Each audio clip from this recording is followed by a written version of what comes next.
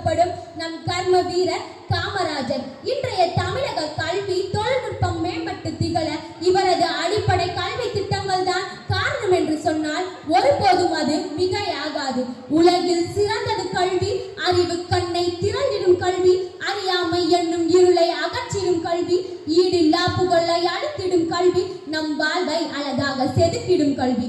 இளம் வயதில் கல்வியை புறக்கணித்த ஒருவன் இறந்த காலத்தை இழந்தவனாகிறான், அவன் எதிர்காலத்தில் இறந்தவனாகிறான். கற்காமல் இருப்பதை விட பிறக்காமல் இருப்பதே நல்லது.